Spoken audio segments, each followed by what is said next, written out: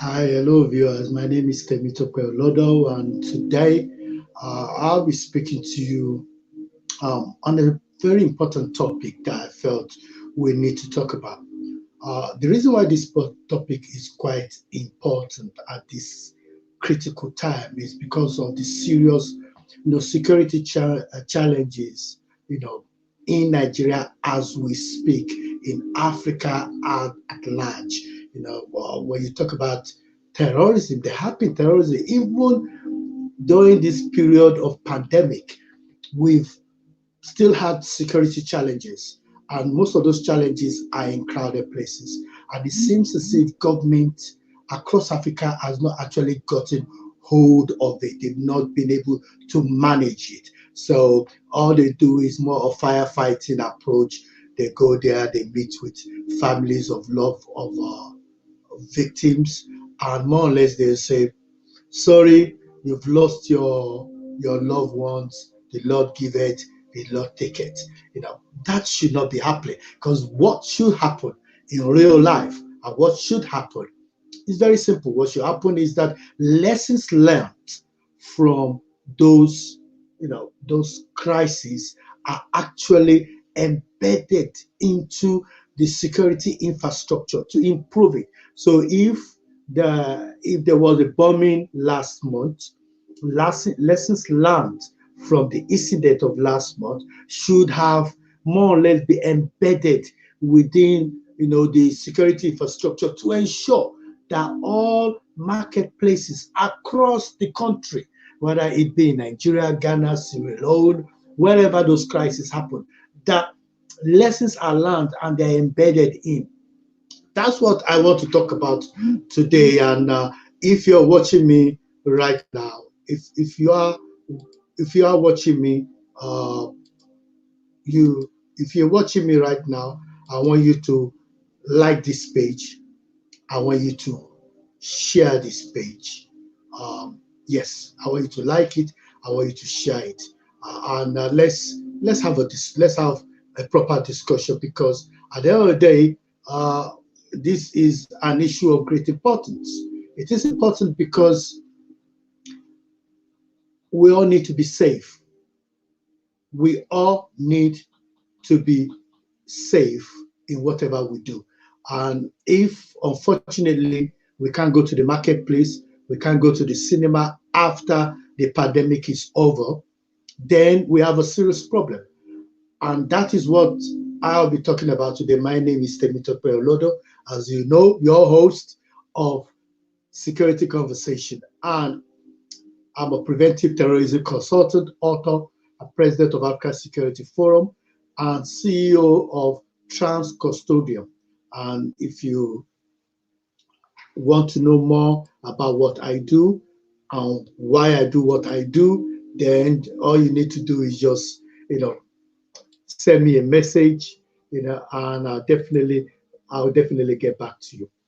Definitely get back to you. So right now, let's dive into it. Let's dive into it. The last 48 hours across Africa has been a basket of good, better, and best. Really, or what do you call the good, the bad, and the ugly? Because why some are celebrating, the first African woman, uh, the first black woman to become the World Trade Center, World Trade Organization's Director General. At the same time, we have situations where people are, arrested for protesting and treated as if they are animals.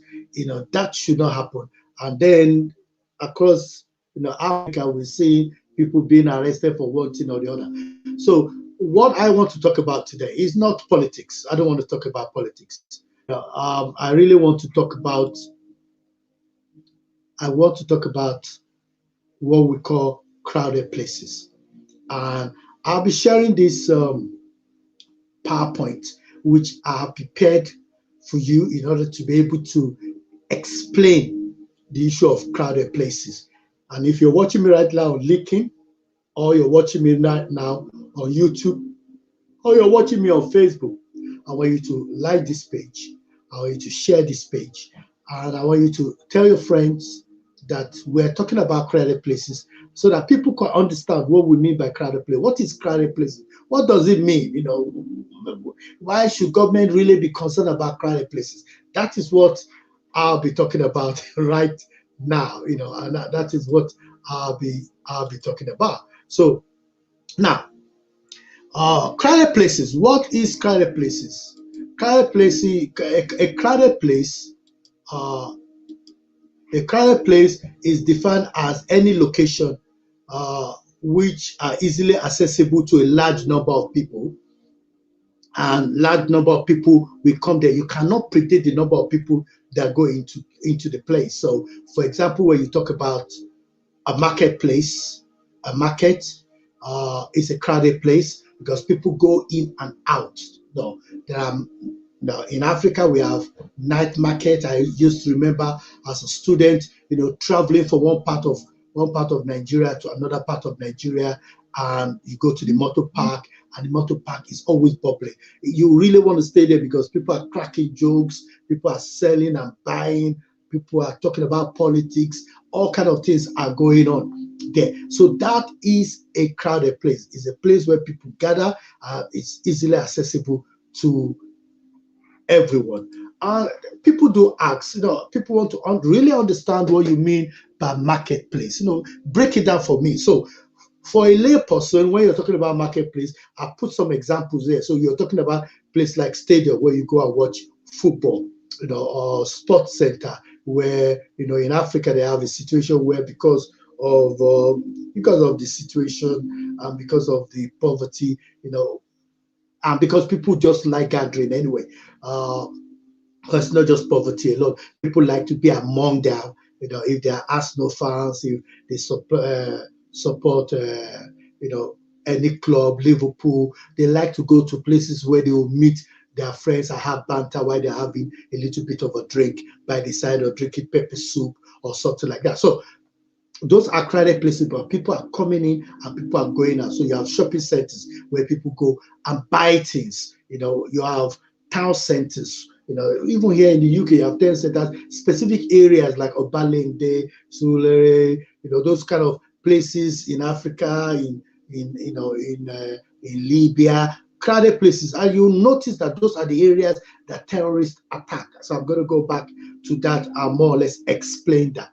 And then you have transportation infrastructure, so rail in countries where they have rail in Africa. So rail, the bus terminals, bus garage, like I mentioned, you have thousands of people going in, trooping in and out, going to different parts of the country. Now, if you're watching me right now, I want you to like this page, I want you to share this page, and I want you to let me know if you've got questions, send it to me. But more importantly, let me know where you're watching from, because that is very important to me, because I really want to really appreciate you for watching. Now, those crowded places are attacked by different types of weapons. In other words, people that actually have bad intention, whether they're armed robbers or they are, what they call them, pedophiles. People go there with different kind of weapons. Robbers, daylight robbery, armed robbery. They all go there with all kind of weapons. So what kind of weapons do you find in those kind of places? You find sharp weapons like knife. People actually go in there with firearms. People go in there with suicide bombing, suicide vest, and we've seen that in places like northeast Nigeria, where suicide bombers will go straight wearing their vest into a crowded place and blow themselves up. Especially those children that have been indoctrinated by Boko Haram and ISWAP. You have them even in Somalia. You have them going into marketplace, but they don't go into marketplace that much now. They go into hotels, so they use somebody to blow themselves up, create chaos, and then the people go in with their weapons, firearms. And then you have nail bomb. They plant bombs, and detonate those bombs. And there could be chemical attacks also. That have happened in Russia and other places where they've actually used chemical weapons. Tourist sites could be attacked, and that's the reason why we need to ensure that we have things in place to deal with those kind of those kind of places where those kind of attacks could happen. And town centers, like I mentioned, could be more or less could be attacked, and the kind of weapons they could use vehicles to attack those areas. They could drive a vehicle into it. They've done that in Germany, where they drove into people that have gone into a marketplace to actually try and purchase one or two things. So there are different, kind of weapons that actually can be used, to cause mayhem in a crowded places. And I have examples of crowded places in Africa that have actually been hit, by terrorists. So you have the incident that happened in Kenya, you have the incident that happened in Tunisia at the hotel, you have incident of a church that was bombed, that was bombed with an improvised um, equipment item bomb in a car in Nigeria, and even in marketplaces in Nigeria. So there are different examples of crowded places that have been bombed. Now, the question then we need to ask ourselves is, how do you then manage crisis in crowded places? How do you ensure, that, in a crowded place, you could actually reduce violence, extremism in a crowded place? There are different ways you could do it. I'll just talk about four, because of time. I believe very strongly that there is need, to design a crowded place strategy and an implementation plan. You need to have an implementation plan or how you will manage crisis in a crowded places, or how you will ensure security management in a crowded places. And for you to do that, you actually need to do a risk audit. So you need to, because everywhere, the way you will, protect a place of worship is completely different from the way you will protect, what do you call it, a, a shopping center or a town center. Completely different. It will be completely different. The church I go to, we do sweep, we do security sweep. We go around the car park. We check inside the car. We do a search before the service starts. After the service at the end, to make sure there's no lost items. People forgetting their mobile phones and things like that. We check people coming in. We have a metal detector there. We ensure, because of COVID-19, we ensure that we have a tunnel that people go through, disinfected tunnel, that check their temperature as they come in. We ensure that we have a system in place to know who is sitting at what seat. So there are different methodology and different approaches you could use, to ensure that your place is well protected. But you also need to have a self-assessment. So self-assessment of your place, apart from the risk audit, is quite important. And then you must have a risk register. That risk register is not the one that you write one day and then you keep and you don't use again. No, a risk register needs to be used regularly. So, for example, if you have a workplace of about 50 or 100 people, you must have a risk register. And every time you have your management meeting, the issue of security must be discussed and your risks must be reviewed. So, for example, I'll give you a classic example. If you had your office very close to the market in Ibadan, Nigeria, that was recently besieged by crisis, which resulted in the loss of life and destruction of property. If you had not factor risk within working in those kind of an environment, and you don't have a business continuity plan, that means your staff cannot come to work. That means you'll be losing money. But if you had a risk register that talks about what happens if there was a flood, what happens if there was a fire, what happens if there was a community clash and your people can come to the work, then you activate that business continuity plan.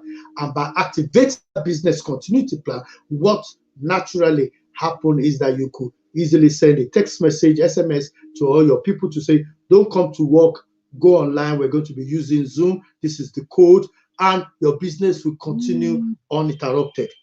You know, and that is the situation. So that is how you manage risk. So those are the kind of things that you must have in place to be able to be able to manage and deal with crowded places. So for example, if you have um, a cinema and you're planning to open up after the pandemic, you need to have a risk register, you need to do a risk audit to look at the kind of risk that you need to manage. You need to have an implementation plan and have somebody to own that implementation plan and then use it regularly. If you're watching me right now, I want you to like this page, I want you to share this page, and I want you to let me know what you think about it, because that is very, very important to me at the moment. So let me go to the next slide. And now we're talking about what kind of preventive and protective terrorism measures you could put in place to ensure that a crowded place is protected and the life and property of individuals that come into that environment is protected. So, you must have a suspicious behavior reporting form so that if, for example, you see somebody driving or somebody taking pictures that they are not supposed to take, what you do is that you more or less write it out. You write it out and you say, okay, this person was seen, in this environment at this time, this number was seen. You pass it to the appropriate authority based on the plans, what is in your risk register. So for example, you might have a WhatsApp group for all security managers in your area. So and you say, oh, we saw this happening in this area or this street, and somebody else will say, oh yes, we actually noticed that car too. Then that more or less raised the suspicion. Unfortunately, the incident that happened in Kenya in the hotel, those people actually did a surveillance of that area. They came in, they checked, and checked. But if, for example, they had a CCTV that was interactive, they will have seen it. They will have taken that information, passed it over to the appropriate authorities, maybe the pictures of those individuals.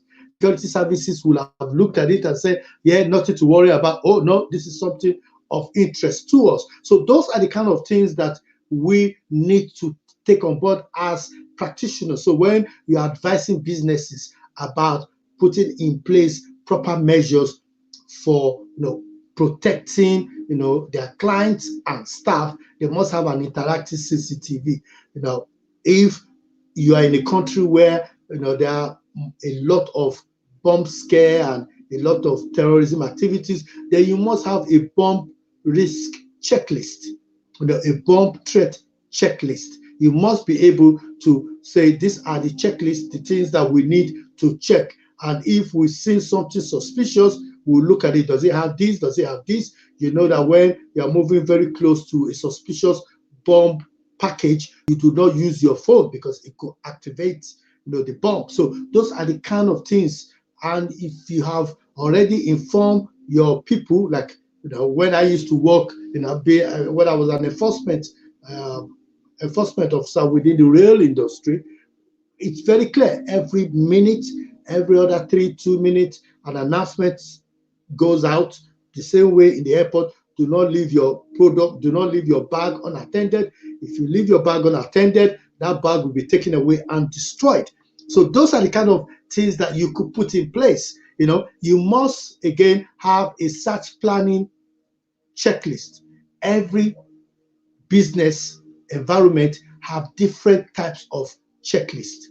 Every one of them, they have a different type of checklist. So you must be able to develop a search planning checklist that it links with your organization, that is relevant to your organization. You don't put things that you don't need to have. So for example, if you have no road or you don't have a car park, you don't put there check car park. So it's not relevant. So it's those kind of things. So you need to have a very good search planning checklist. But not only that, you also need to have a good communication strategy. I mentioned earlier that if you don't have a communication strategy, then your staff will not know what to do. If you don't have a way of communicating with your clients to tell them we are closed because of the incident that is happening, we are closed because of this, or this happened, this is our position, those kind of things, it helps you to manage. If you have a proactive plan on, if this happened, this is how we manage it. If this happened, come up with even the most bizarre and ridiculous scenario and have an idea. So you don't have somebody go on TV representing your organization talking things that they should not say that could destroy your business, because the reputation of your business is very important. So you must have a communication strategy to be able to say, oh yeah, this is that happened, we have this in place, we have this in place. That will boost community confidence. It will boost confidence of your clients in your business and in you in handling crisis. We call it crisis management. Also, I've talked about this, and you could actually go and check out one of my videos on this, and I'm talking of inside threats issues. So you must be able to check your personnel and know who they are, what they do, where did they come from, get proper reference. You must be able to do that. You cannot just employ anybody like that. You can't be doing that. You must employ people that you can check their background or know their background, not because of theft alone, but because of the serious reputational damage they could cause you if they use your organization or your organization name to commit a crime. And you could be vicariously liable for crime committed by your staff if you have not managed it. That's Law 101.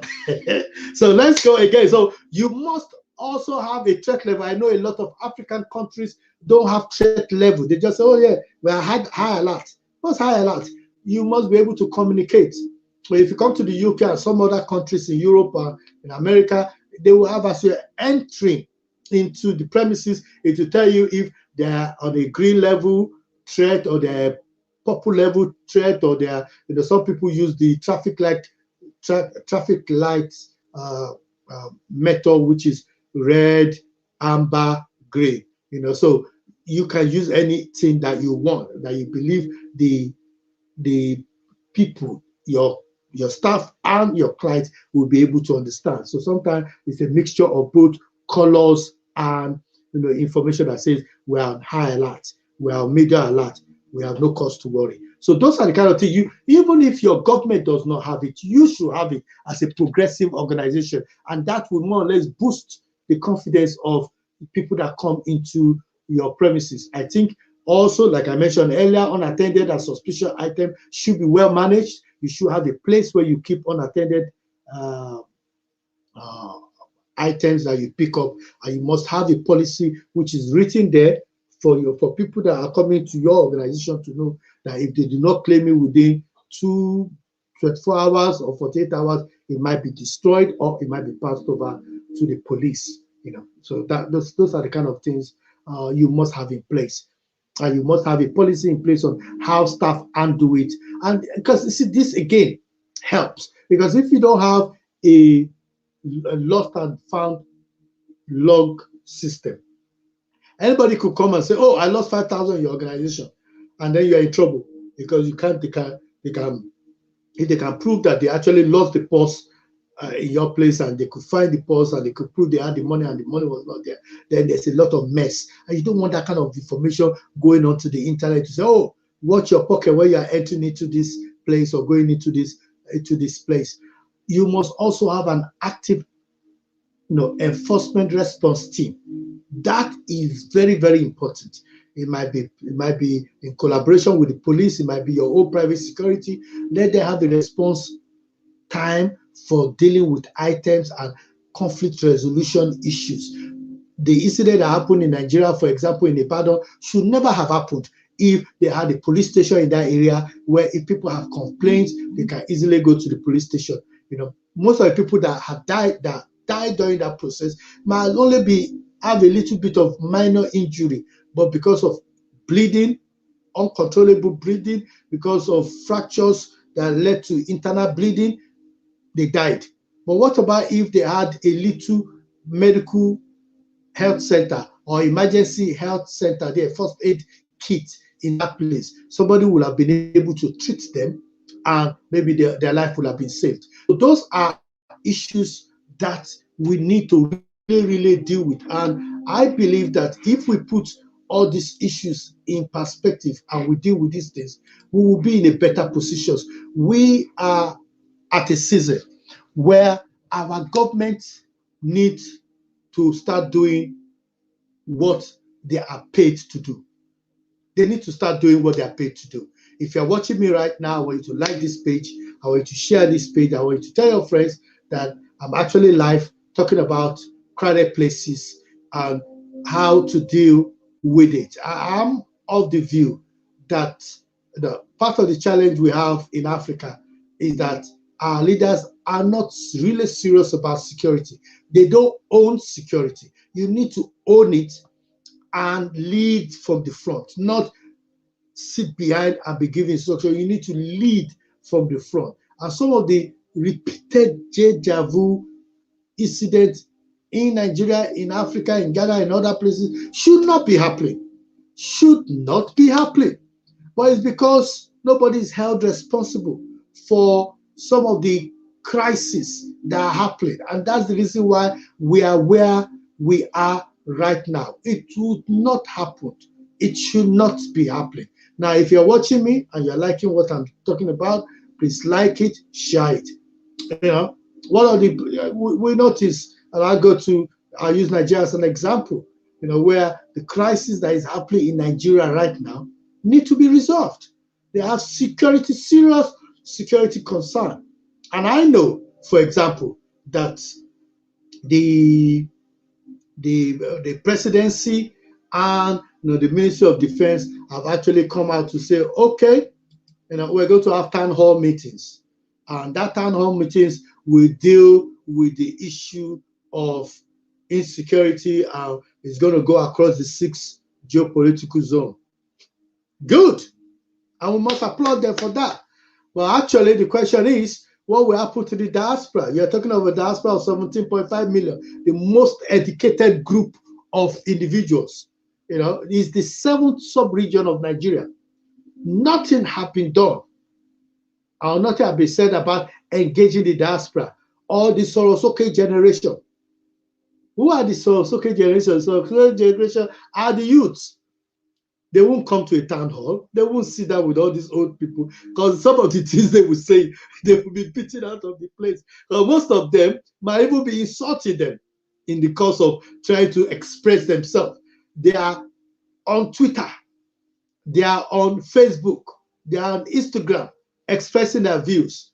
So my hope is that, and I'm giving advice now, is that a portal will be set up by the Ministry of Defense, or actually, because it's an internal security issue, should be set up by the Minister of Interior.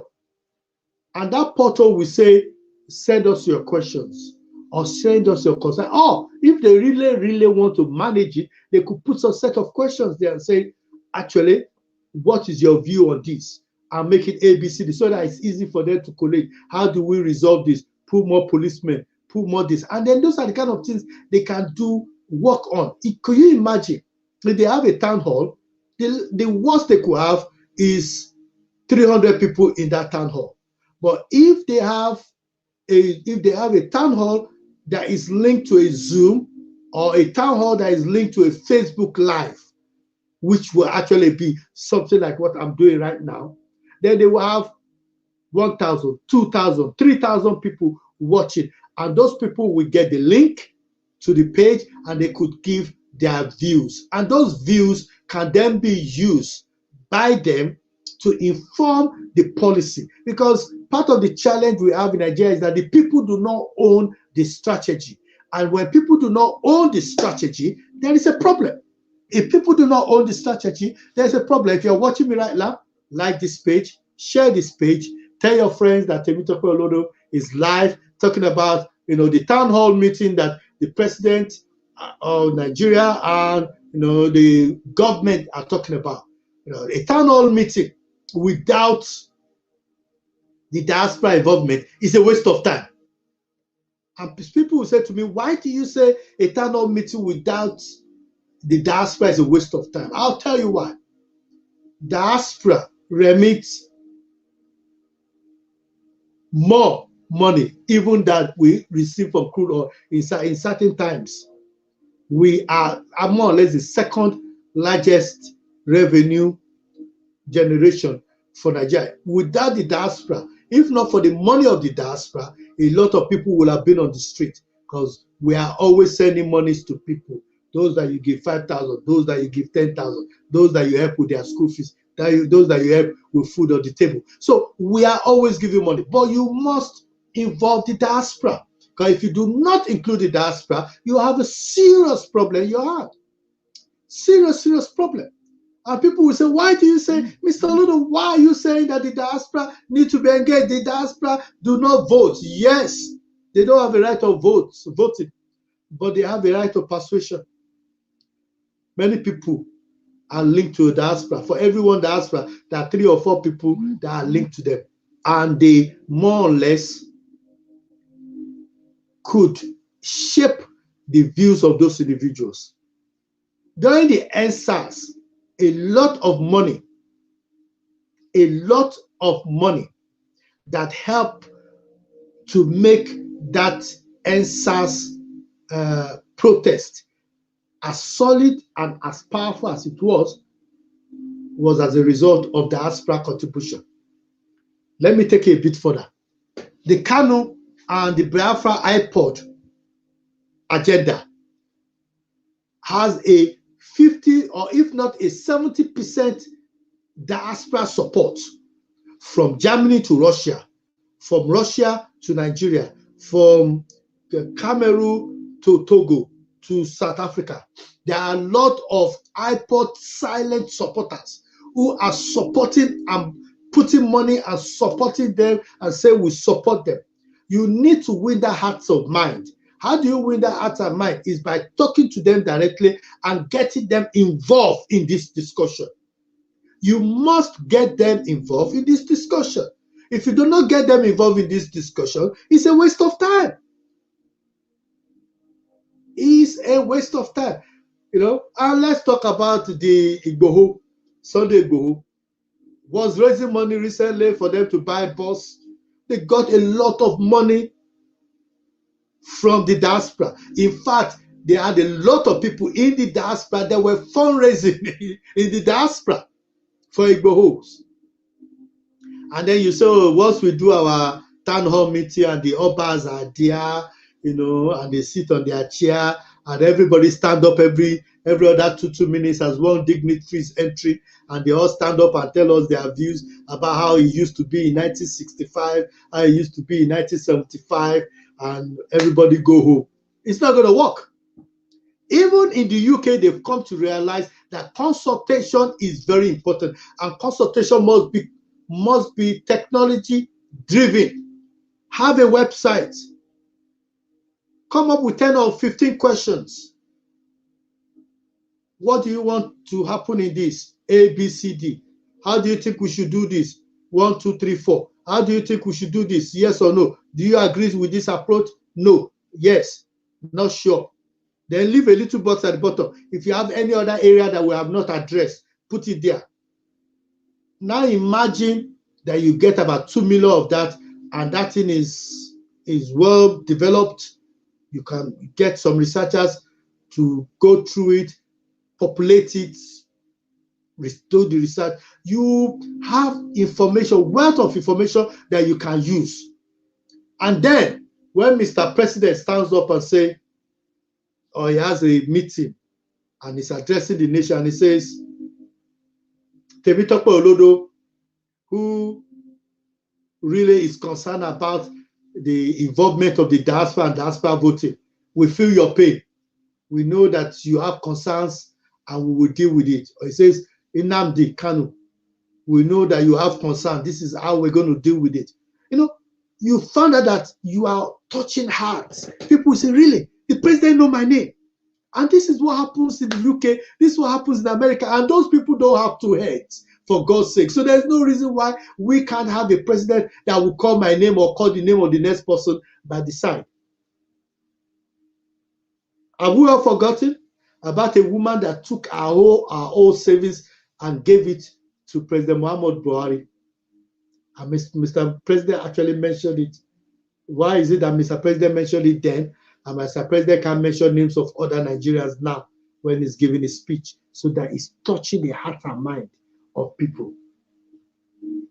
Any violence reduction strategy in Nigeria that is not people-driven is a waste of time. If you're watching me right now, please like this page, share this page, let people know that I'm live talking about the town hall meeting that the Nigerian government, the Federal Republic of Nigeria, is looking to come up with. And I'm saying that that town hall meeting is dead in the waters if it's not inclusive of the diaspora and the Sorosoke generation. Will the Alumanjiris be able to get involved? No. No. What do the Alumanjiris listen to? They have their little radio. People in the village have their little radio. So in those areas, when they are in the southeast, they make sure that all the southeast radios are linked to it, so that, and there's the advert about it, so that they can listen to the leaders talking. And then information will be going out to say, if you really want to contribute to this, go on your phone. Let me say something, and this might offend one or two people, but I think it needs to be said. During the NSAS, we saw something that had never happened before. The youth came together and created a toll gate number, a toll number that you could call. And yet, for many years, the government could not put a toll number together for crime. But in few days of the pandemic happening, of the NSAS movement, they were able to put it together. That shows you the power of the youth in Nigeria, that they are technologically advanced and they can help. Now, get the youth, say to them, we're setting up this town. Can you imagine if there is an advertisement that says, we are going to be having this town hall meeting and we need about 10,000 Nigerians across Nigeria to help with the management of this town hall, so that you get them involved in the catering service, in arrangement of the hall, helping with the mic, mounting the computer that will be used, helping to make sure that it's on Facebook or Twitter. Get Twitter influencers involved, get Facebook influencers involved, get all these Instagram influencers involved. Can you imagine the kind of pride that Nigerians will get from it? Nigeria will aid, arise will compass us, Nigeria call obey. Can you imagine that Nigerians, how happy Nigerians will be? And can you imagine when Almanjiri or anybody can hear on their radio that this is what is happening? Now you can put a 112 number. If you put 112, you can send your question across, and that question will be aggregated, will be put together. Are the betting companies more? Do they have more money than the federal government? No. The telecommunication companies can actually work with the Nigerian government to make sure that this thing is taking, this thing can happen. So this information, they can say 77 number 110-225-557. Give the number and say, if you have a question, send it through. And then the people managing it can pass the question across to the people on the podium. And then they could ask the question and say, oh, this person from Maduguri asked this question. Can you imagine the benefit of having this North Zone meeting? And then you could say Mohammed Abdurazak from a village in Mobia or in Yobe, or a village in Zafara is asking this question, and they read it out in Hausa, and then whoever are the guests, the people that are the guests in that town hall meeting, answer those questions, and the person can hear it live that they're answering their question. Can you imagine how happy people will feel? Can you imagine people knowing that, oh, it's the question that this guy just asked now? I said something, and it pains me, and it pains me, and that's why I talk about it, and I will not stop talking about it. If I send a letter to Downing Street as we speak, I go to Downing Street website and I send a question, there's a table, there's a question form there, and I say, this is my question to the Prime Minister. Within 14 days, I'll get a response. If I go to the White Town Hall or the White House website, and I do the same and send a question to Joe Biden, they will reply on his behalf and say, this is from the office of the president. Why is it that ordinary Nigerians cannot send questions into the commander-in-chief, the father of the nation? It's very sad. And we're in a situation where Nigerians can jump for joy when they receive a letter from the president. The president is doing their work. He's working for the Nigerian people. The president is not there for himself. The president is there for the Nigerian people. And I've met the president, and I can tell you that the president has the heart of the people close to his chest. He said, I know them, my people. But the people around him must allow him to be accessible to his people. They must make him accessible to his people.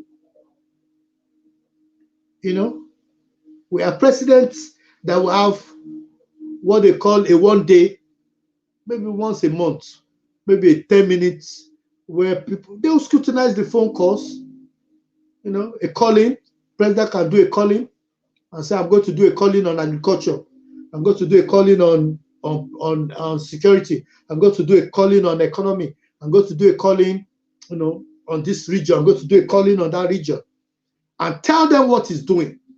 And they could hear him. Because sometimes it is only during those periods that somebody will come on air and say, and we've seen it in Southwest Nigeria because they do it with some of the governors. I've done it. Fayose used to do it when he was governor. And I know some governors do it. And they will call you and say, man, Mr. President, I bought this land, I did this and this happened. You say, really? I will look into it. That gives the people the confidence that government is working for them.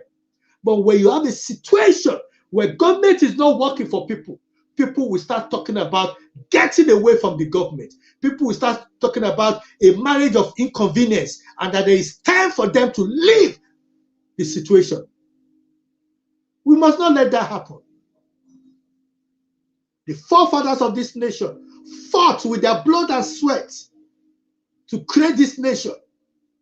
And due to broken leadership, we have a situation where everywhere there's agitation to leave.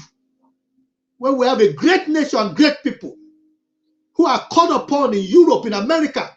Look at the American government taking 2, 3 of our people and putting them in power, making them ministers, making them members of the cabinet. And yet we have a country that is, you know, that is not working, that is broken. That is not right. Good people must stand up now. Our people are too selfish. Look at the 200 top richest people in Nigeria. Of course, they might be doing 1 or 2 things to help people, but what have they done with this pandemic? What has PDP done with the pandemic?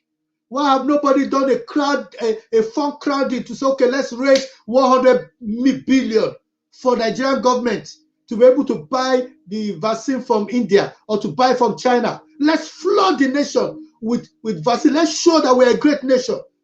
Countries in Africa, some countries in Africa that do not have our wealth are buying vaccines. They have vaccines, and the great nation does not have it. A nation where over 100 of its people are in that vast poverty, and then you call yourself a nation. Come on. We need to get out of this, hyping of ourselves when we are nothing, because we have leadership that is a broken leadership. People that will not speak truth to power. We need to stop this. We need to start being our brother's keeper. We need to start being nobody should go to bed hungry in Nigeria. We are too rich for that. If the dog in Asu Rock protecting the president cannot live on 3,000 naira a month, that dog will die. Yet there are pensioners in Nigeria that are living on 1,000 naira, and they have to stand on the road in cold, and yet somebody has taken their money and is disappearing, and the son is disappearing, and nobody knows how the son is disappearing. What kind of a broken immigration service do you have that anybody can come in and anybody can go out? A situation where the incident that happened in Ibadan is caused by an alien, according to the Nigerian constitution, and anybody that is undocumented migrant is an alien. And yet we are killing each other because of a foreigner causing an havoc, and you are killing each other and you are happy. No. I've seen civil war. Because I was in Ife. I traveled from London to Ife, and the Ife Modeke war started. And I've mentioned it before. I was shaking because I'm not a poor person. I know people that were ready for the war. People I was watching from my veranda, people were saying, yeah, let's go fight. Because they have nothing, they have no future. I came from London, I was like, what did I come to do in this God-forsaken place? Take me out of here. I remember going to Kaduna once or twice, and immediately that incident happened of the fighting in Kaduna where a lot of people were killed. Since then, I've refused to sleep in Kaduna again. Every time I sleep in Kaduna, I don't sleep with my two eyes closed, because I imagine, what about if I get caught in the Hausa area, or I got caught in the Christian area? No, how do I explain myself? That is what it costs. If I, as a Nigerian, can be afraid of going to certain places in Nigeria, then what do you want to say of a foreigner? If you're watching this page right now, I want you to like this page. I want you to share it. I want you to tell your friends that I'm live and I'm not holding back. I'm telling the truth, the whole truth, and nothing but the truth. Because we as Nigerians, we need to start taking ourselves serious. No Nigerian should go to bed without any meal in their stomach. It should not happen. Not when we have a government. You have 8 soldiers killed, and the flag is not dropped for them. The flag is not dropped. Why would I want to fight for such a country?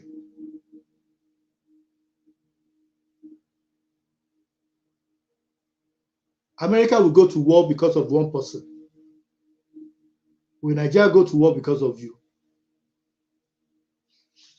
It's a good question. It's a question you need to ask yourself. Will Nigeria go to war for you if you are abused by another nation? Will Nigeria come out and talk for you and mention you by name and say, that person, that if you do not release that person, there's going to be chaos? That's when you know you are in a nation. That is why you see a British man is ready to. Do you know that the British now are saying that if you're a British citizen with a British passport and you are anywhere in the world, we're going to take the vaccine to you. Yes, they will take the vaccine to you. That is what is called being a citizen. So when they say they are putting you in jail for not paying your tax, you know exactly why they are doing that, because they've done it. But there's so many, our leaders, oh God, we need help. We need help.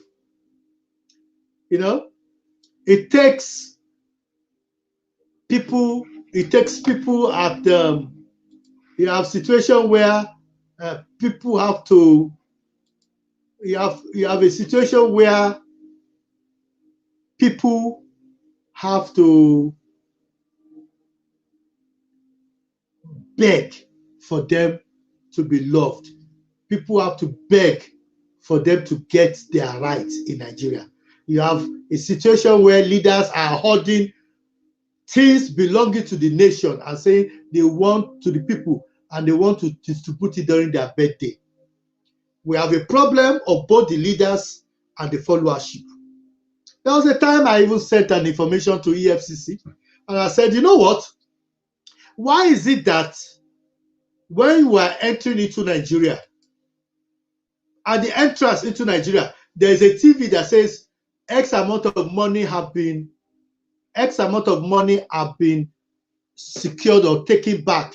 X amount of property has just been taken back, and the thing is running like a clock, so that every time EFCC is getting money, the money is out there in the public to say we have now collected 2.5 billion, 2.5 trillion.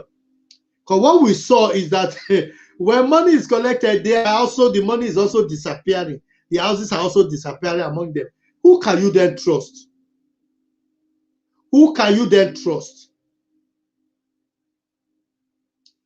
We have a situation where in the UK, if you close your business cannot work because of the pandemic. The government is giving you money. Government is paying part of salary because government cares about the people. Do you think that if government borrows money for the people, to take care of the people, do you think the people will be bothered? People will know that this money is collected for us. But when you say the National Assembly should talk about giving money to unemployed NYSC people, they will say no. But if it comes to sharing palliative among themselves, they are very good in that. We have a problem as a nation. If you are watching me right now, I want you to like this page, I want you to share this page, and I want you to ask me a question. If you have a question, ask me, and I will answer you, because I believe we've got to a point where we need to start asking questions, and we need to start dealing with things the way they need to be dealt with. Because my people are destroyed for lack of knowledge. My people are destroyed for lack of knowledge. And that is very important. We need to start talking about the things we need to start talking about. You have a situation that happened in Ibadan right now. But yet, even with that situation that happened, there is no tension management system in that state. I've not heard of the fact that they have a tension management system where they have a 24-hour control and command room where information is coming from all the local government to say, oh, this is what this one said, this is what this one said, so that the government can arrest those situations. Yes, the government might be proactive now, but the government was not proactive initially. And that's why we're in the situation where we are. And yet, this has happened. Some governors on the north have gone there, but how many of the governors have not put in place measures in all their marketplaces or all the places where they know, because you could look, if you ask me now, even my 10-year-old, if you sit a young child down and say, where are the areas of that there could be tension in a state, they will mention it to you. Even you yourself will be able to mention it. I say, yeah, that place, that Sabo Geri, that place, those are the places. And then you call the people in those places and talk to them and say, this is the policeman, Mr. Yakubu. This is the policeman, Mr. Ezekiel. This is the policeman, Mrs. So, who is in charge of this police state, of this area. And if you have any issue, if there's a crisis, this is the number you need to call. Before you people start saying you are hitting anybody, this is the person you need to call to say there's a crisis so that police can respond. Nobody is doing any of that. And then you say that we are dealing with security. We are not dealing, we are playing lip service of security.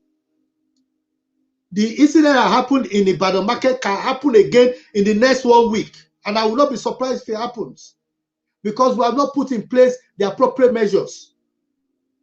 Because what should happen right now is that Human Rights Commission or whoever is the police should go into those places and get people that specialize in market security to go in there, gather all the people together and talk to them about conflict resolution, human rights, sensitivity to people's ethnicity, sensitivity to bias issues, talk to them, get people to ask questions. When the incident of the bombing happened in Niger State, I was invited to speak to church leaders and security managers of churches, and I spoke to about 300 people, and they were asking questions. It was a whole day, and since that time, touch wood, no other incident has happened in that state.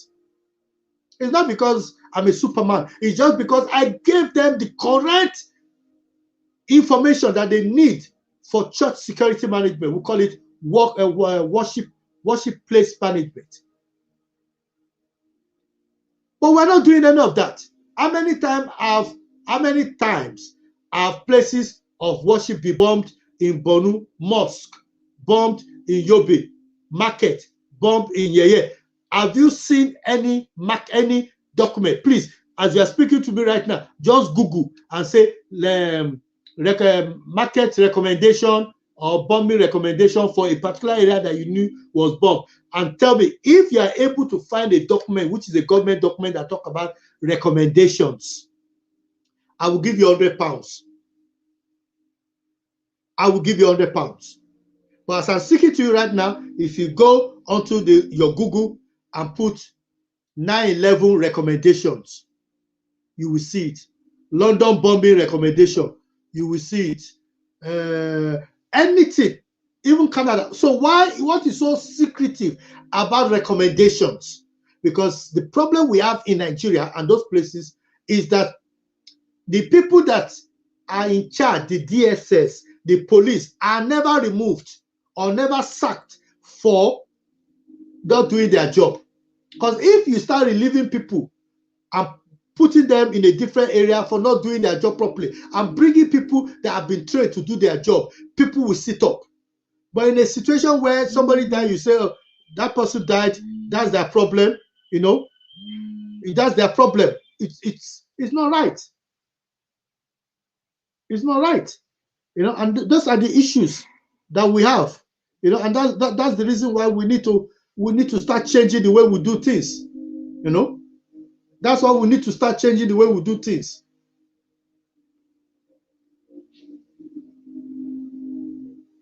So I am of the opinion that we can make Nigeria work. Nigeria can be great again. Nigeria is great and can be greater. if there's English language like that. But the only way we'll be able to do it is if every one of us come together and start questioning government. You must question government. Police must police by consent. You know, that uniform is paid for by the Nigerian people. Your task. The shoes that they wear, you paid for it. The car that they are using, you paid for it. So they cannot use it to harass you. They cannot use it to harass you. If you're watching me right now, tell me where you're watching from. Like this page, share this page, and let people know that Temitope Olodo, preventive terrorism expert, author, president of Africa Security Forum, and CEO of Trans Custodian, is live here talking to you.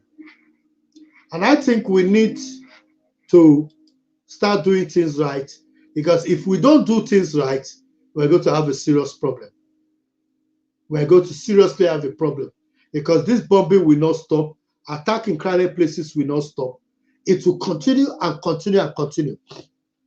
And if you are listening to me right now and you work for government, if you are listening to me right now and you are aware or you are part of the organizing team for the town hall meeting, all I'm saying to you right now is, if you don't put in or embed the diaspora, if you don't embed the diaspora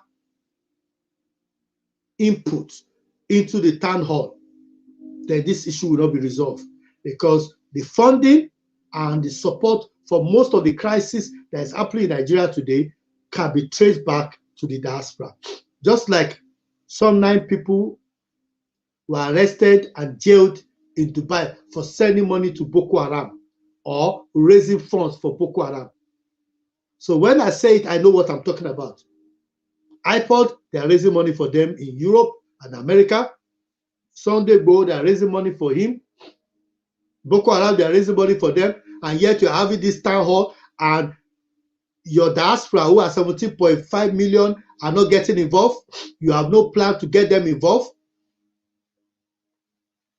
You just say 6 political zones. You know, for somebody to even come up with such a statement and say we're going to be talking to 6 political zones shows you that they have no respect for the diaspora.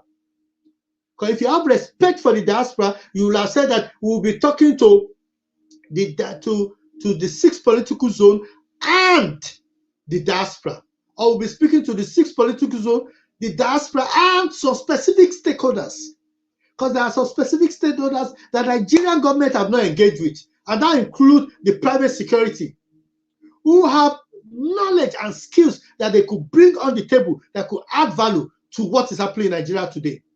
And yet the Nigerian government is not fully engaged with them. And even when they are engaged with them, the information that those people are giving to them are thrown into the dustbin because they're not being used. Because if they are being used, we will have seen changes in Nigeria. This must change. Things must change. And for us to change things, you, me, have to be involved in that change. Change belongs with me. That slogan, you remember it? Let me not sing now. But that change must begin with us, and we must hold government accountable. If you're watching this page right now, please like this page, share this page, and let me know where you're watching from.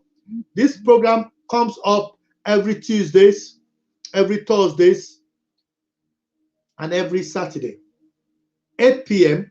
But this is a special program that is coming up at this time, because of certain emergency issues.